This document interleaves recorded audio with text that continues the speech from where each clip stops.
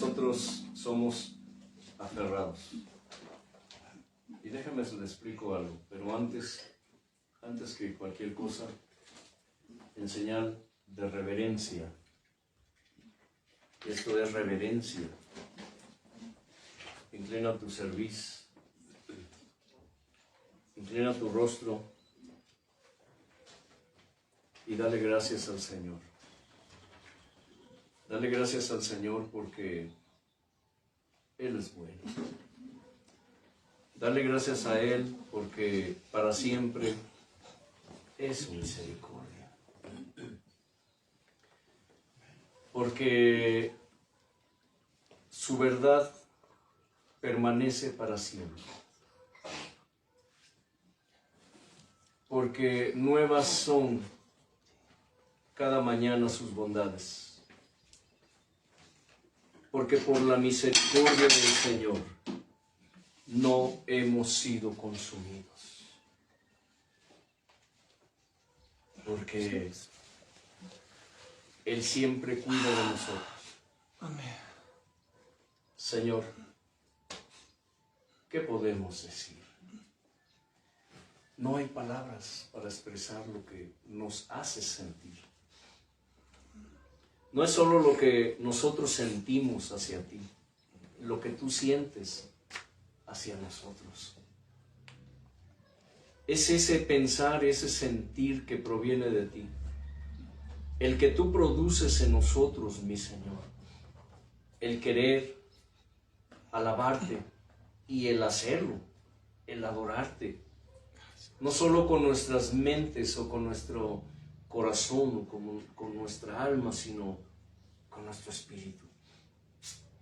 Hoy, Señor de gloria, rendidos ante ti, en gratitud, sometiendo esta carne en servidumbre para ti, Señor.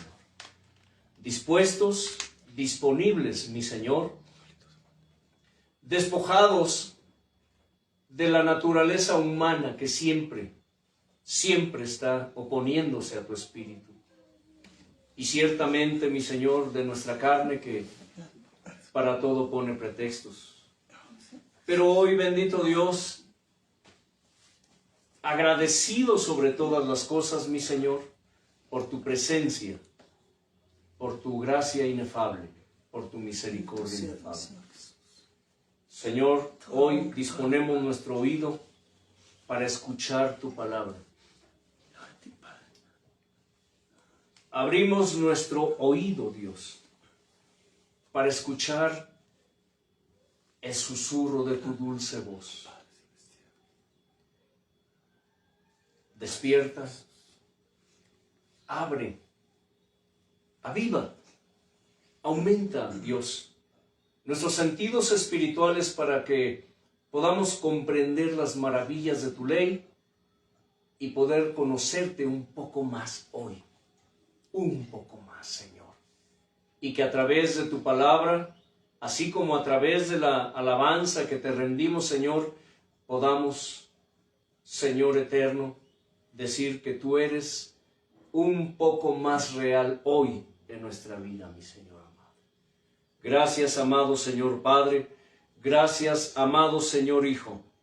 Gracias, amado Señor Espíritu Santo. Amén. Hablando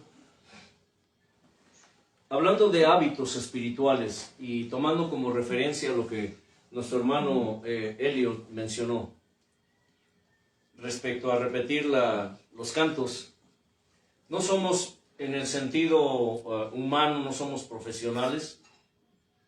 Cuando no es uno es otro, pero siempre alguno de nosotros la está, decimos aquí en México, ¿cómo, hermano Elliot? Está regando. La estamos regando. Todos la regamos. En el folclore mexicano, cuando alguien comete un error, decimos garrafal, es decir, un error grande, decimos, oye, ahora sí regaste el tepache.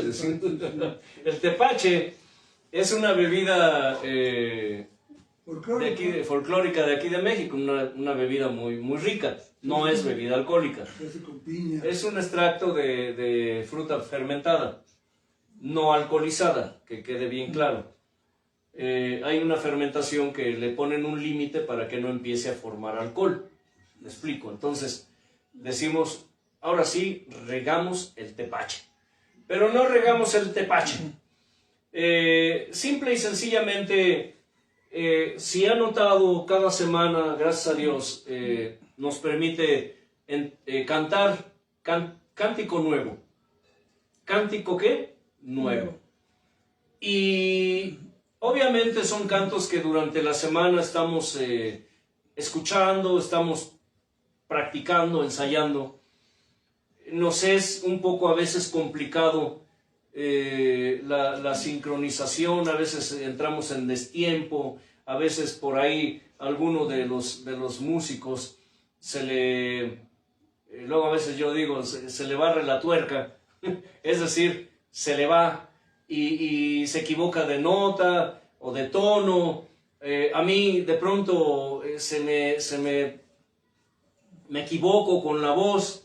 Me explico. Y esta aclaración es importante porque sabemos que hay muchos detractores, hay mucha gente que cuando escucha tocar o cantar a alguien, no, en este caso los levitas, porque los que ministramos alabanza somos levitas en alguna manera, en alguna medida para Dios.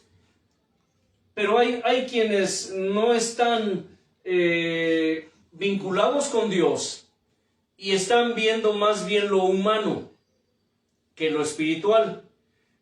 Hace unos días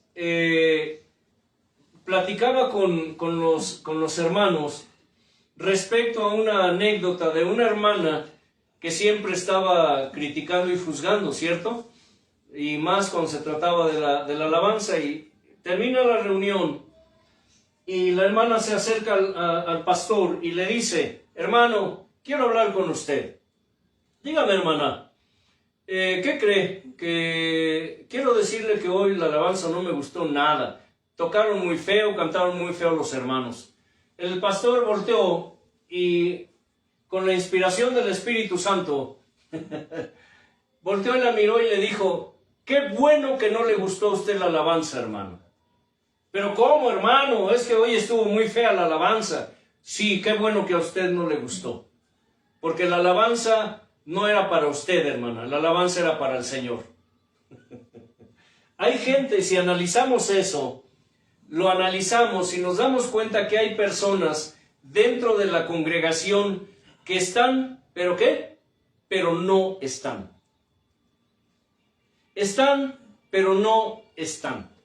Una vez Dios en una de sus preciosas y clásicas enseñanzas que nos da, nos dijo: si ustedes pudieran verse como yo los veo, en otras palabras nos dijo, les daría vergüenza. ¿Por qué? Porque hay personas en la congregación que su mente, su cuerpo está ahí, en la reunión, ¿cierto? ¿Su cuerpo está dónde? En la reunión. ¿Su mente dónde está? En Bahía, como dicen por ahí.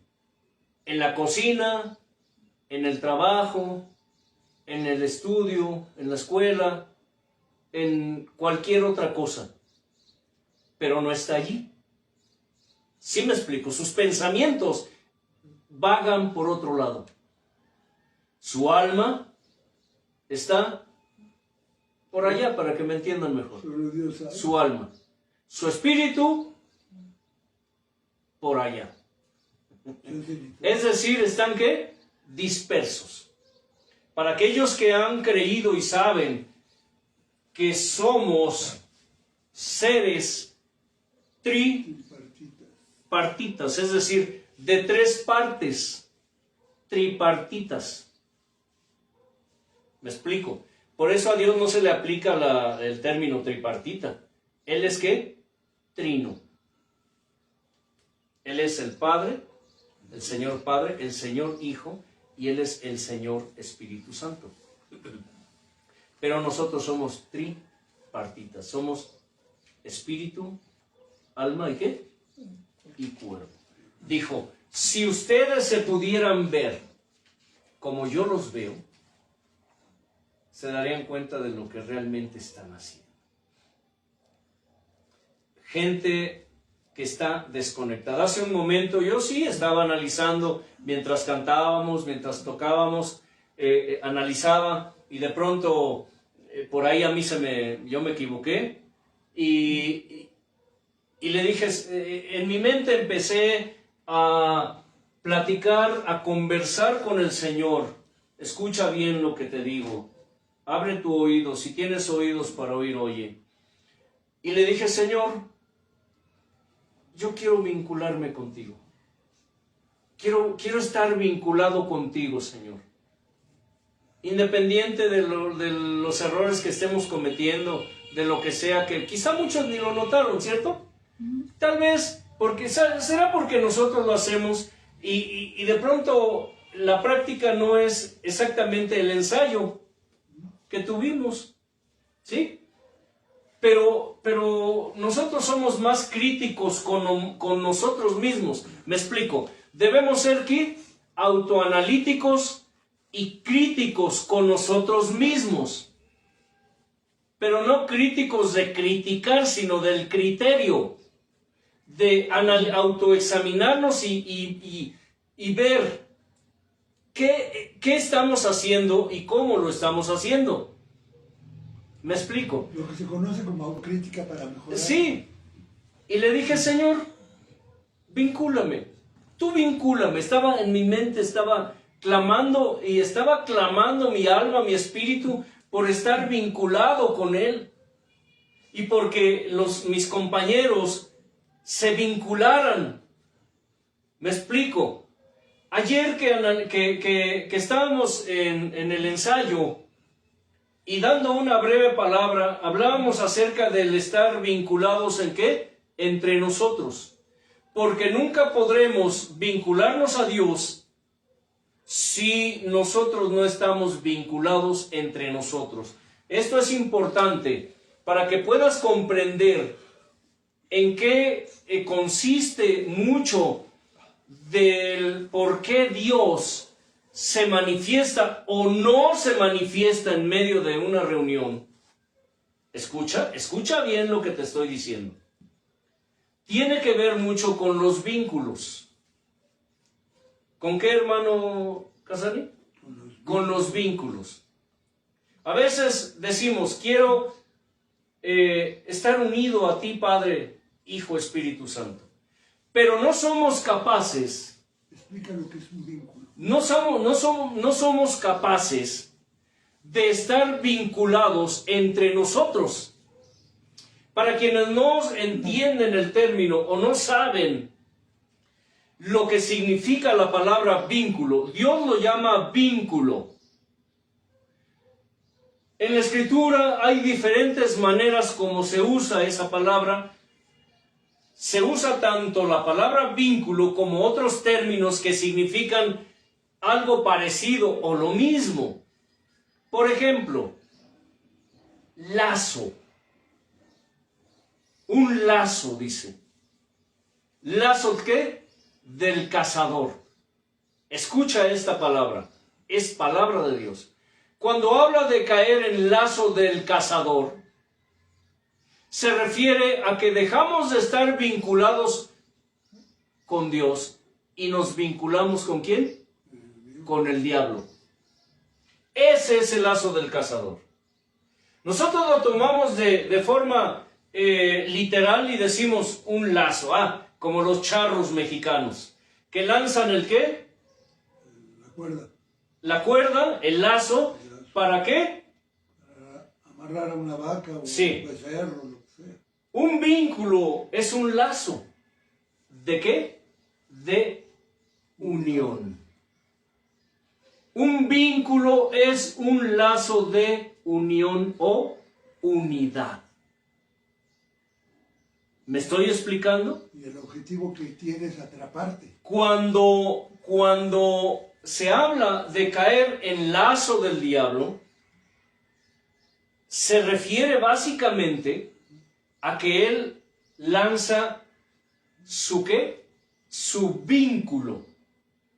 Y si nos atrapa, nosotros nos vinculamos con el diablo. Suena tremendo, ¿verdad? ¿Cuántas palabras, cuántas expresiones están en la Escritura y nosotros no las entendemos a profundidad, no las entendemos a detalle? Un vínculo puede ser lo que menciona el libro de Eclesiastés, lazo o ¿qué? Cordón de 3 dobleces. Cordón de 3 dobleces que tipifica, es que figura del Padre, del Hijo y del Espíritu Santo. ¿Cierto, hermano Elio? Cordón de 3 dobleces, escucha, abre tu oído. Cordón de 3 dobleces tipifica o figura al Padre, al Hijo y al Espíritu Santo. Pero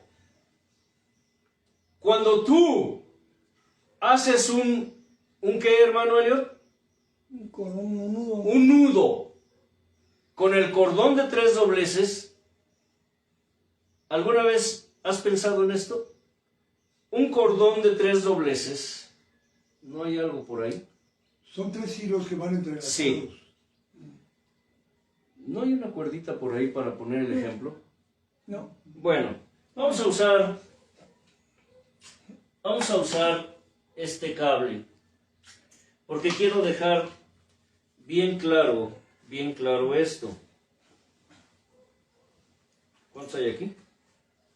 El 1.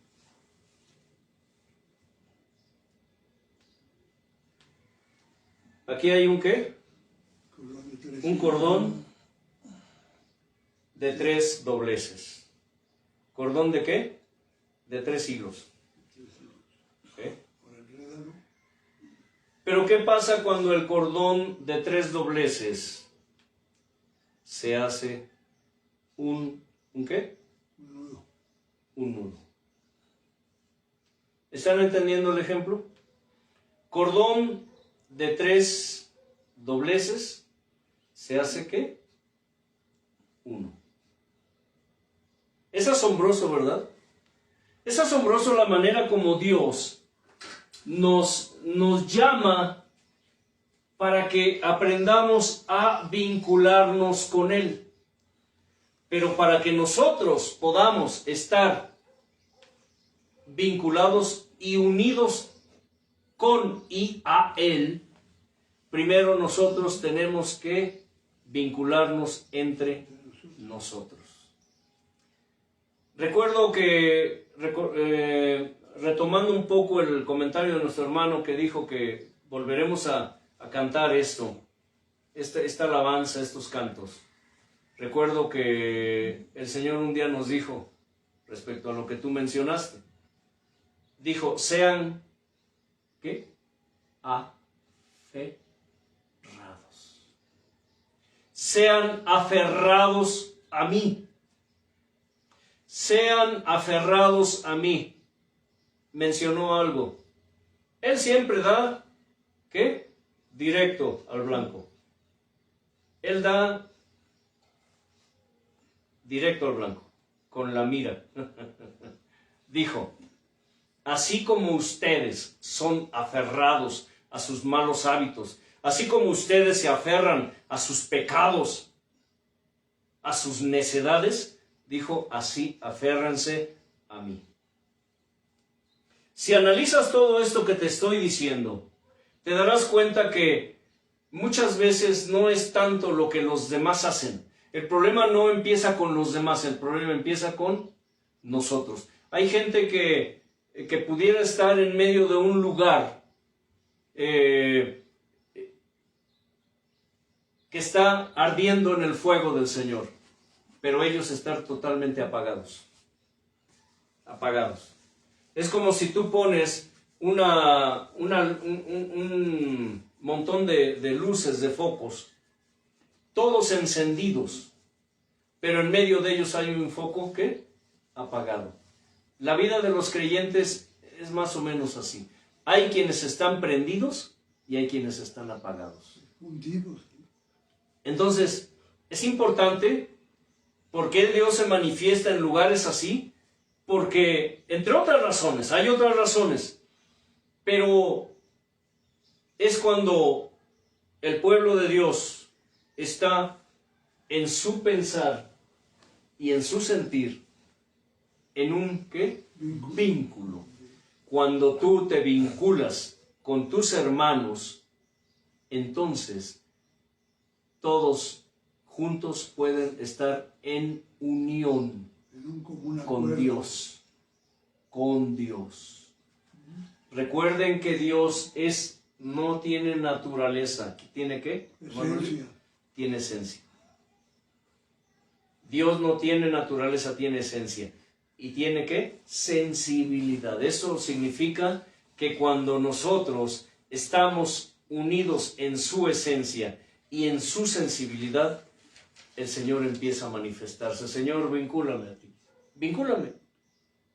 Y de pronto empecé a sentir ese hormigueo en todo mi cuerpo. Si me preguntan qué siento en este momento físicamente siento un hormigueo en mis brazos.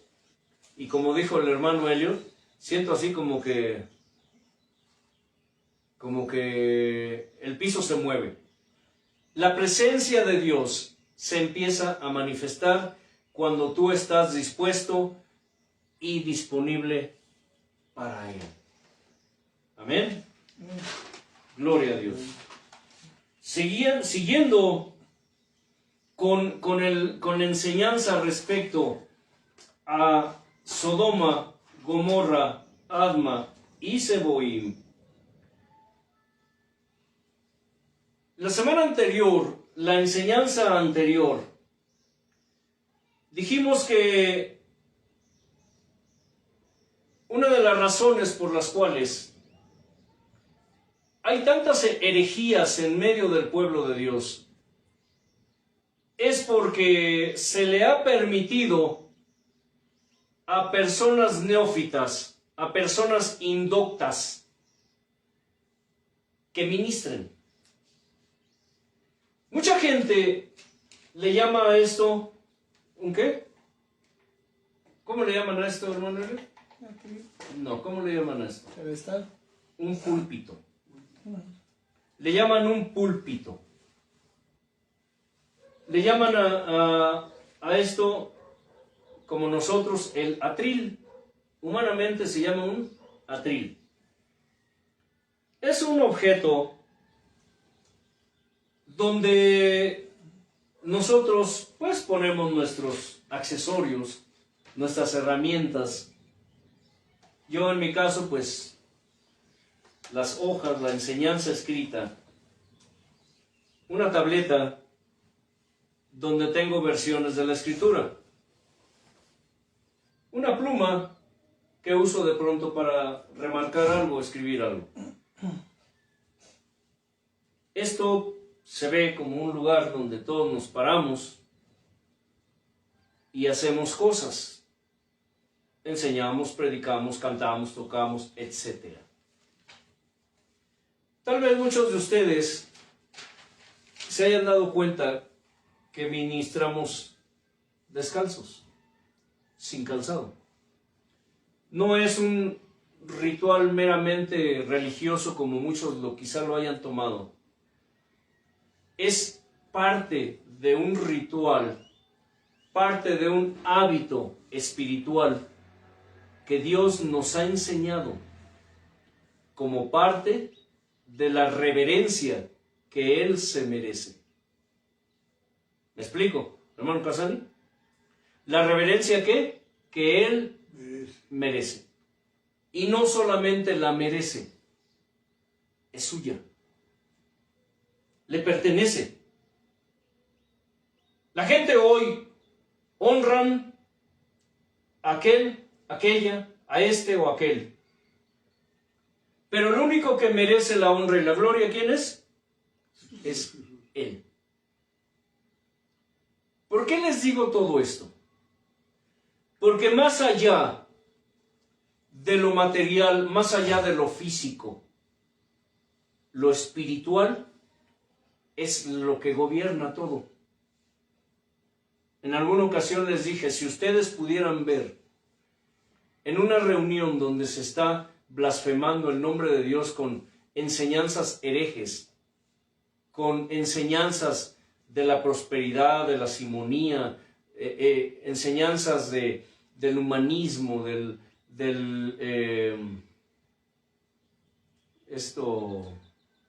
las diferentes religiones, ¿cómo se llama del ecumenismo.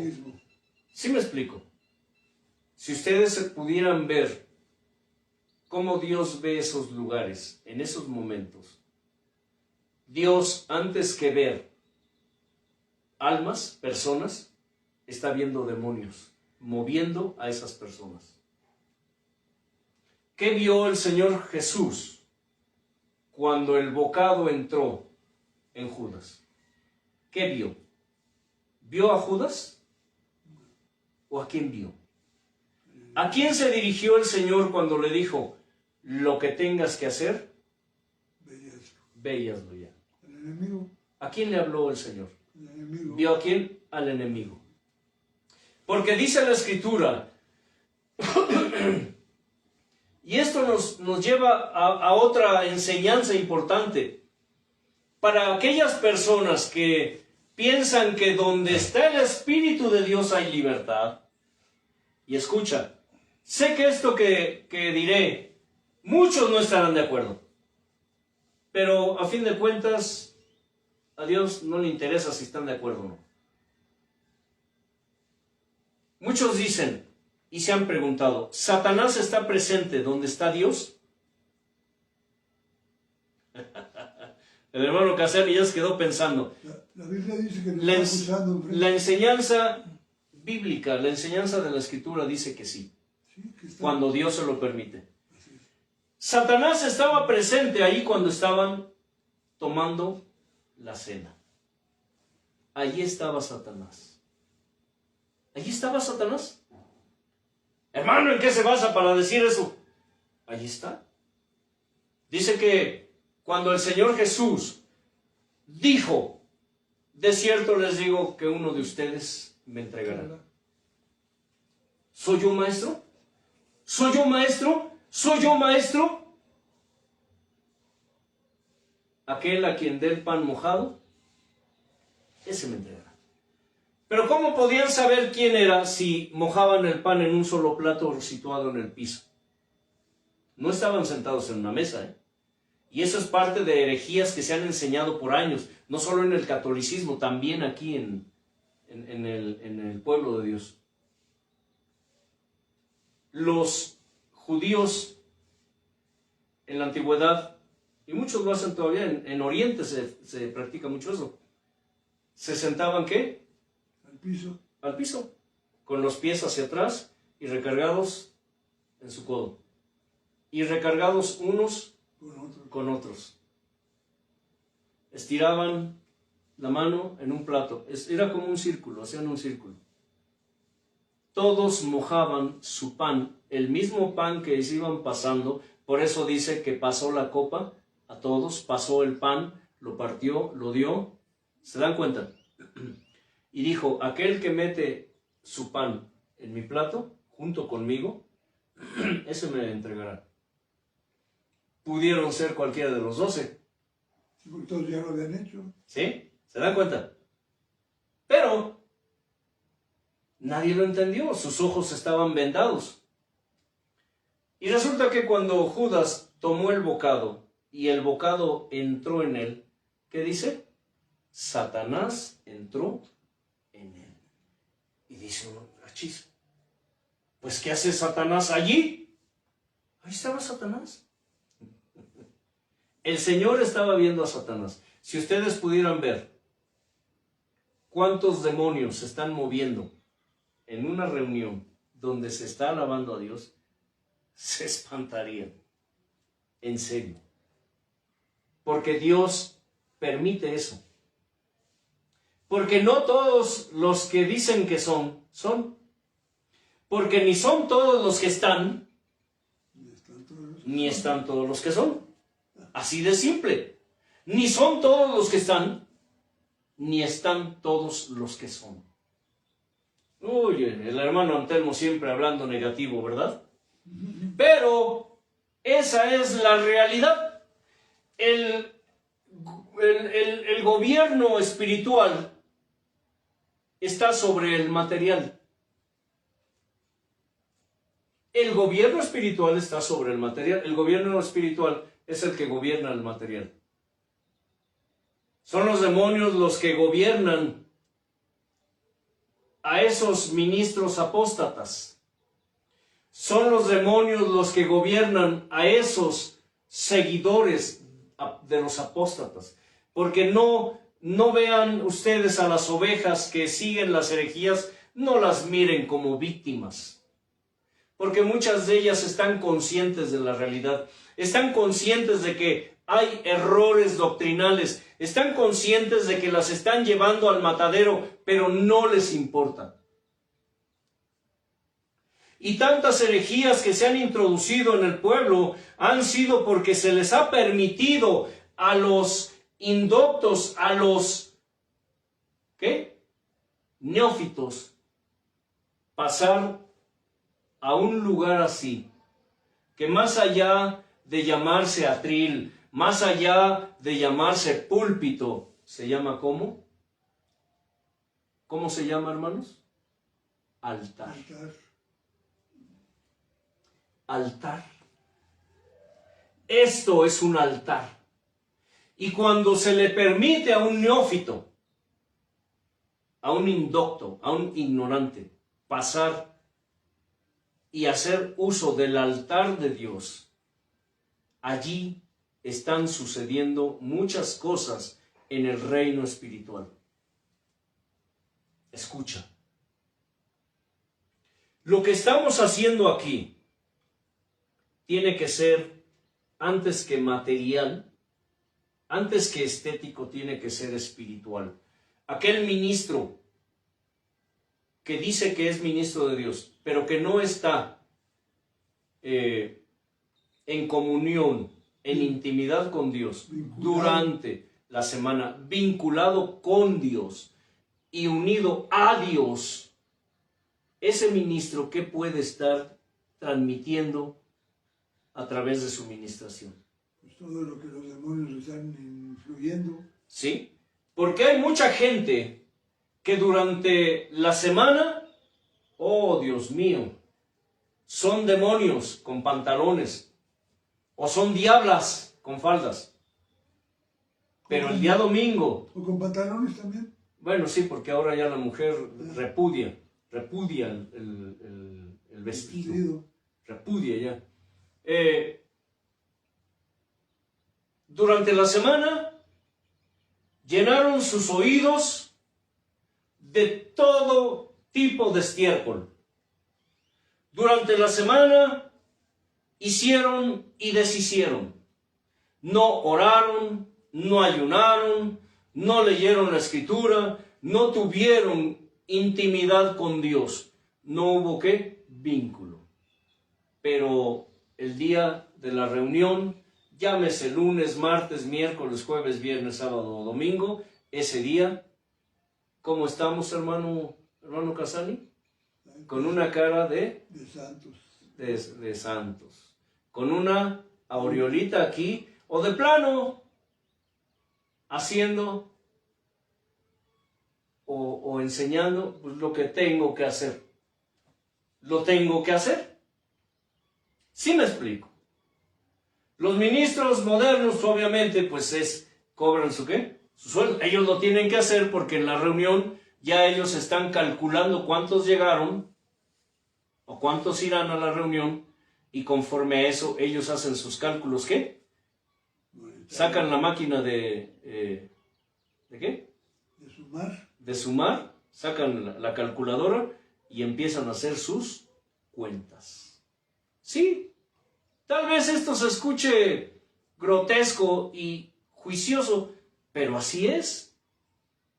Pero lo que Dios nos enseña es que en los altares, el altar, escucha, el altar de Dios debe ser un lugar en donde se respete la reverencia debida a Dios, donde se viva, donde se refleje nuestra vida semanal, nuestra vida diaria. Y debe ser un lugar santificado. ¿Qué puede, les dije la vez anterior, qué puede enseñar o qué puede ofrecer un neófito, un ignorante, alguien que no sabe, alguien que empieza? ¿Qué puede enseñar? ¿Sí me explico? Es importante esto porque eso explica en parte el por qué se han introducido tantas herejías. Ajá. Ahora, hablamos de que hablamos específicamente de los jóvenes, la mayoría de ellos, que ministran y que están modernizando la iglesia, están modernizando la doctrina, es decir, le están introduciendo adornos. Hermano Casani, ya modernízate. Lo que pasa es que usted, hermano, ya está ruco. Es obsoleto. Ya está viejo. Usted vive como en la antigüedad, hermano, y no. Usted ya debe tener flow hoy. Usted debe modernizarse, hermano. Ya modernícese, ya no viva con las ideas de antes, esas son ideas arcaicas. El Antiguo Testamento ya no es válido como ustedes pretenden. Está bien, hermano, para la semana que ¿Sí? viene le traigo un reggaetón. El Antiguo Testamento fue el Antiguo Testamento. Ahora ya tenemos que modernizarnos. Y es cuando empiezan a hacer mezclas, lo que se llama sincretismo religioso. Sincretismo significa la mezcla de lo que es de Dios y de lo que no es de Dios. Aunque son términos más modernos, ahí sí, puedo usar la palabra, el término sincretismo moderno, pero Dios le llama prostituir su palabra. Y cuando una persona prostituye su palabra, en ese mismo lugar, en esa misma medida y en esa misma manera o forma, está prostituyendo el altar de Dios y está prostituyendo la misma presencia de Dios. Aunque usted no lo crea. Una persona que mezcla lo santo con lo profano está corrompiendo, está prostituyendo, está contaminando la palabra de Dios, el altar de Dios y la presencia de Dios. Por eso es tan importante los detalles, y Dios lo dijo. Dios lo dice. Para Él los detalles son muy importantes, aún los más insignificantes. Y así como ustedes se aferran a sus malos hábitos, así como ustedes se aferran a sus pecados, a sus delitos, así como ustedes se aferran a sus harapos viles y sucios, así aférrense a Dios. Y tomo como ejemplo el hijo pródigo. El hijo pródigo, cuando regresó y su padre lo esperaba en el camino, siempre esperando ver a su hijo, siempre anhelando. Imagínense a Dios, al Padre, siempre anhelando, esperando a sus hijos pecadores que regresen a Él. Y cuando lo vio, dice, corrió, ¿y qué? Y lo abrazó. A Dios no le importó que su hijo fuera oliendo a perro. A cerdo. No le importó que fuera oliendo a cerdo, porque recordando que ese varón, por causa de su rebeldía, terminó cuidando cerdos. Porque de todos los amigos, disque amigos que tenía, cuando se quedó sin dinero, todos lo dejaron y se olvidaron de él.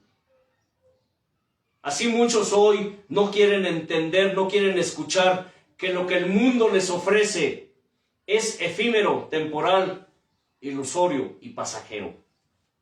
Y es mentira, porque el mundo te ofrece solo lo temporal, te ofrece lo que es por un momento, te ofrece lo efímero, es decir, lo que se va, que va de pasada nada más.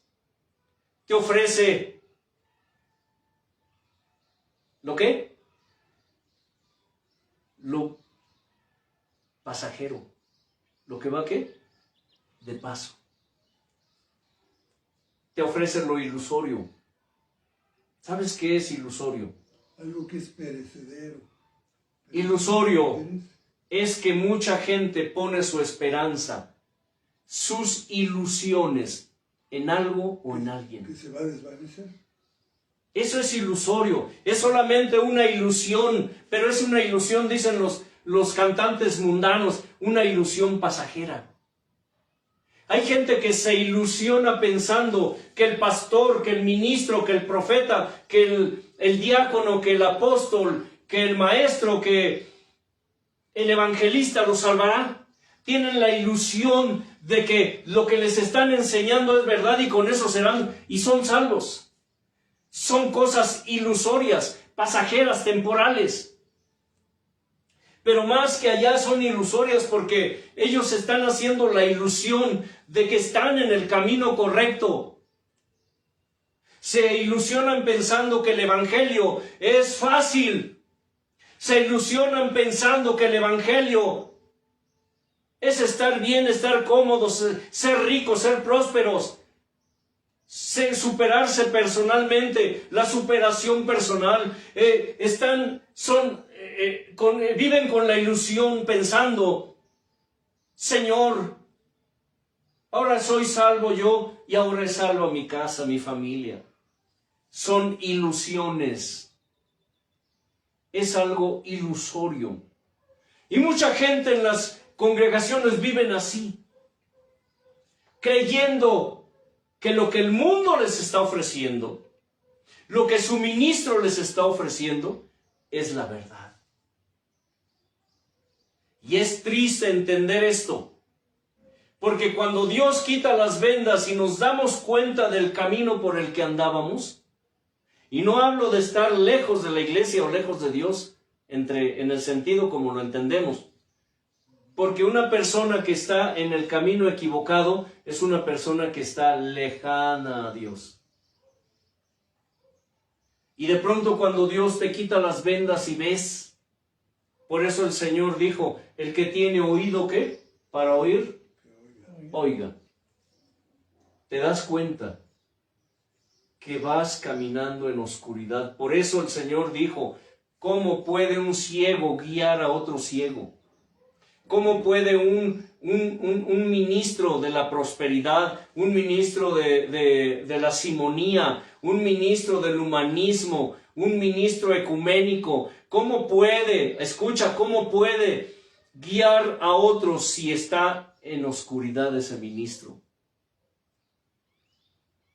Y si tú quieres pensar que nosotros estamos sugiriendo, insinuando que nosotros tenemos la verdad y ellos no, pues mira, por eso es que la Escritura es clara. Es fácil tomar textos sin contexto para tener un buen pretexto. Pero a lo largo de estas enseñanzas has entendido y has aprendido que para servir a Dios, para ganar a Dios, para ganar a Cristo, hay que perderlo todo. ¿Qué es lo que dijo el amado? El que quiera salvar su vida, ¿qué? La perderá. Y el que pierda su vida por causa de mí y de mi palabra, la ganará. La ganará. Cuando el padre vio a su hijo venir, escucha, por el camino, su hijo venía con harapos, después de ser un príncipe.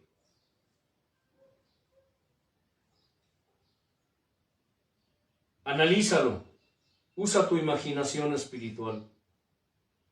Después de ser un príncipe que despreció las riquezas de la gracia de su padre, por las riquezas temporales, pasajeras, efímeras e ilusorias.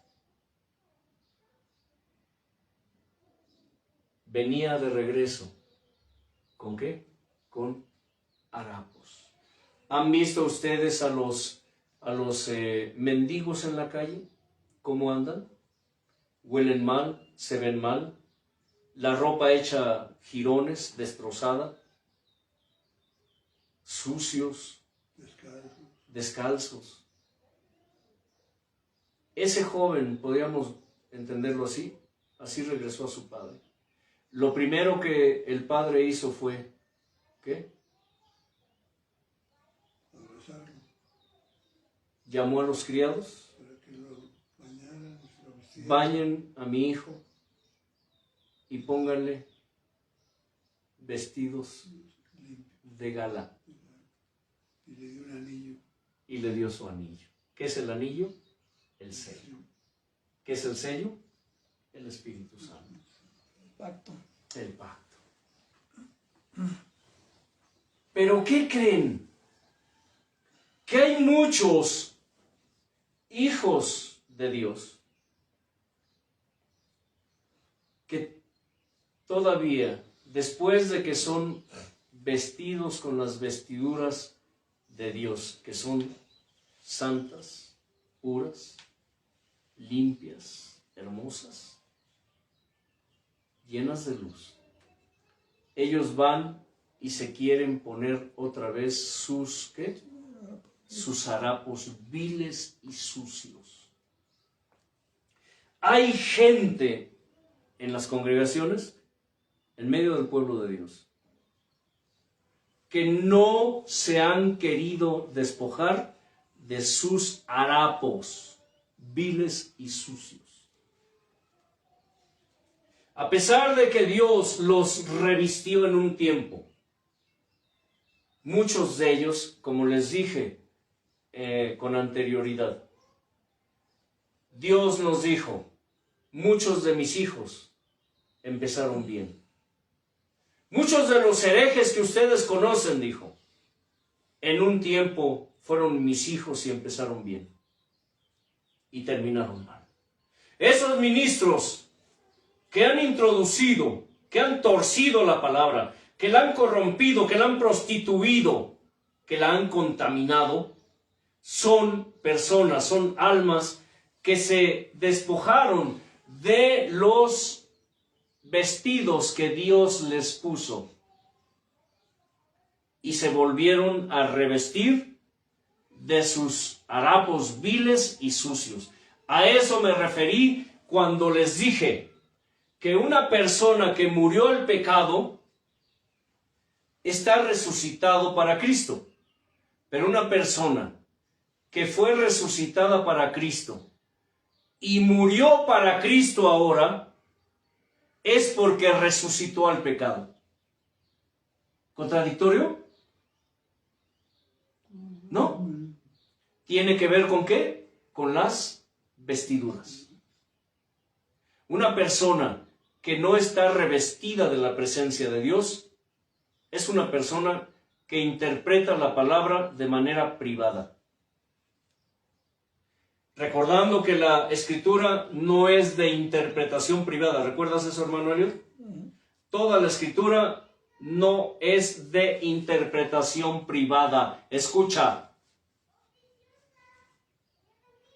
En la actualidad, pues está el evangelio progresivo, el evangelio evolutivo. Se está hablando mucho ya del evangelio progresivo, del progresismo, es decir, de la superación personal. Todo tiene que ver, está entremezclado. El humanismo, el ecumenismo. La mayoría de ministros apóstatas, si ustedes se dan cuenta, son ecuménicos. Para ellos no implica ningún problema ahora que hubo la reunión para establecer, según ellos, inauguraron el nuevo templo para el nuevo orden mundial. La nueva religión, la que los del nuevo orden ya establecieron y dijeron que así será en un tiempo. Habrá una sola religión universal. Una religión universal que no será ni catolicismo, ni mormonismo, ni evangelismo, no será nada de eso. Tiene que ver con el anticristo, el nuevo orden mundial. ¿Quiénes creen que estaban allí? Junto con todos esos herejes, ahí estaba el Papa, estaba el Dalai Lama, estaban un montón de gentes que son conocidos mundialmente. Representantes de las religiones más grandes que existen hoy en día, grandes en el sentido de famosas y de adeptos. Se reunieron. ¿Quiénes creen que estaban ahí entre ellos? Había muchos líderes evangélicos, pseudocristianos, de los más conocidos actualmente, en el ambiente evangélico, cristiano. Sí, allí estaban. De algunos levitas, entre comillas, que Sí. hicieron fama, dinero, y ahora ya, sí, muchos ya están de acuerdo. cantantes que les llaman íconos de la música cristiana. Íconos. Que se han recibido premios. Repito, aquí no decimos nombres. ¿Para qué? No sé. La gente sabe quiénes son. Tú sabes quiénes son. Muchos saben y algunos se hacen. Mucha de la música que ellos cantan y componen y promueven se canta en las iglesias. Sí. Les llaman íconos de la música cristiana. Hombres y mujeres. Y ahí estaban. Apoyando el ecumenismo. Y algunos cantos de ellos fueron hechos cuando empezaron y estaban bien. Estaban bien, sí, a eso se refirió Dios. Sí. Muchos de mis hijos que empezaron bien, pero en el camino se fueron corrompiendo. Sí. O simple y sencillamente fueron sacando lo que realmente había en ellos. Exacto. ¿Me explico? ¿Ustedes creen que Dios no lo sabía? Sí lo sabía.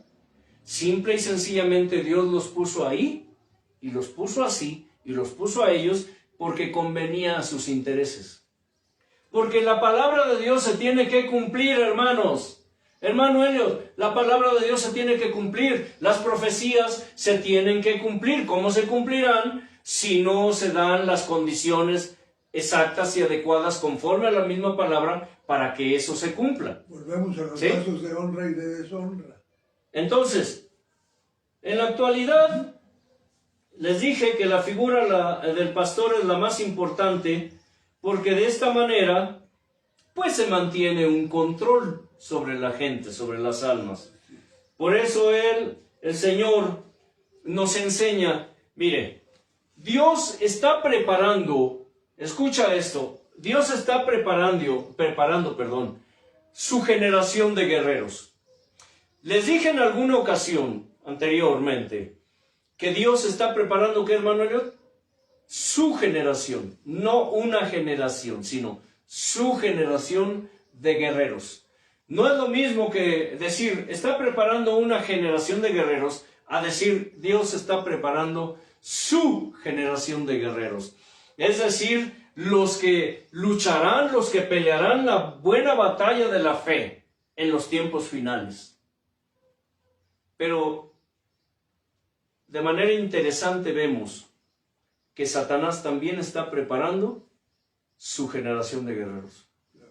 Si ustedes observan, todos esos líderes apóstatas que se llaman profetas, sobre todo ahora las figuras, hay tres figuras más importantes y más relevantes en estos tiempos, que son el pastor, el profeta y el apóstol. Son los tres, aunque hay más, pero hoy, convenientemente para los intereses de todos estos impíos, son más rimbombantes. Pastor, profeta y apóstol. Hay quienes ostentan los tres títulos. El pastor, el apóstol, el pastor, profeta. Todos, sin excepción, los que enseñan herejías en la actualidad, y díganme si es cierto o no, están preparando a su descendencia, a sus hijos, para que sus hijos sigan su legado. Los hijos de los apóstatas, hoy, que también son apóstatas, están recalcando y están conformando y están afirmando y enseñando las mismas herejías que enseñan sus padres. El diablo está preparando a su generación de apóstatas, a su generación de obreros. Y está en la Escritura. Si el Señor está a la puerta y llama, toca y llama, también el diablo, ¿qué? Toca la puerta y llama. Y siempre les preguntamos, ¿tú a quién le abrirás? ¿Tú a quién le abrirás? Hemos dicho muchas veces, muchos de los hijos de estos ministros apóstatas son declaradamente incrédulos. Ellos mismos declaran que son satanistas. Ellos mismos declaran que son satanistas. Ellos mismos declaran que no creen en Dios. Ellos mismos declaran que no les gusta. Pero pues están ahí, ¿por qué? Entre otras razones, pues por intereses. Interés económico. Por apoyar la imagen de un padre a través del cual ellos disfrutan, ¿qué? Riquezas económicas.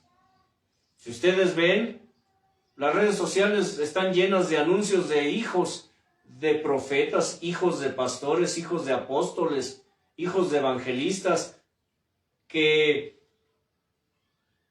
se exhiben disfrutando, como dice una canción, en el mar la vida es más sabrosa, disfrutando de vacaciones, disfrutando de jacuzzis, disfrutando de buenos hoteles, de buenas comidas, hasta de discotecas, disfrutando de discotecas, de salones de baile, disfrutando la vida como cualquier mundano, no más que cualquier mundano, porque no todos los mundanos ostentan o tienen la riqueza que los ministros y sus hijos tienen. ¿Se dan cuenta? Dice uno, como los mundanos no, están peor que los mundanos, porque los mundanos trabajan día a día para lograr el pan de cada día. Pero los hijos de esos apóstatas, de esos hijos del diablo, ostentan riquezas sin paralelo. Para ellos gastar dinero es, decimos aquí en México, como quitarle un pelo a un gato. Quítale un pelo a un gato, ¿y qué dices? Pues no se nota. No es nada, un pelo de un gato no es nada. Para muchos, así es la riqueza. Es como gastar o quitarle un pelo a un gato. El diablo está preparando su generación de guerreros y de obreros para seguir con el plan que a fin de cuentas es el plan divino. Es el plan divino, porque es Dios el que lo mandó. Por eso es importante que tengas presente cuidar tu salvación con temor y temblor. Aquí estamos para enseñar eso. Y si tú lo tomas como crítica, como juicio, pues ya es problema tuyo. Qué curioso, qué casualidad que promueven tanto los títulos de pastor, profeta, evangelista, apóstol, pero poco se habla de los maestros. Poco se habla de los maestros. ¿Y sabes por qué? Porque nadie quiere ser maestro. no les conviene. Porque no les conviene. ¿Y sabes por qué? Porque empezar a enseñar implica empezar a dejar esos harapos viles y sucios para revestirnos de las vestiduras del Señor.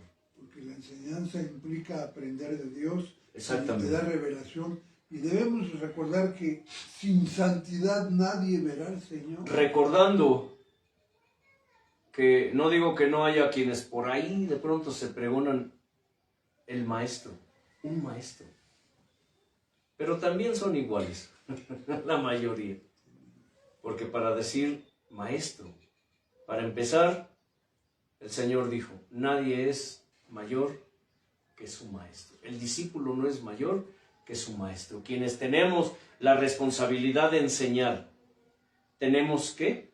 Ascuas de fuego sobre nuestras cabezas. ¿Ustedes creen que es qué bueno que pararse aquí en el altar a enseñar y ya. Ay, ¿cómo sabe? Oye, ese hermano no sabe. Ese hermano no sabe ni de lo que habla. O quienes pudieran decir, ay, qué barbaridad el hermano, ¿cómo sabe? Esos son halagos, son lisonjas, son adulaciones.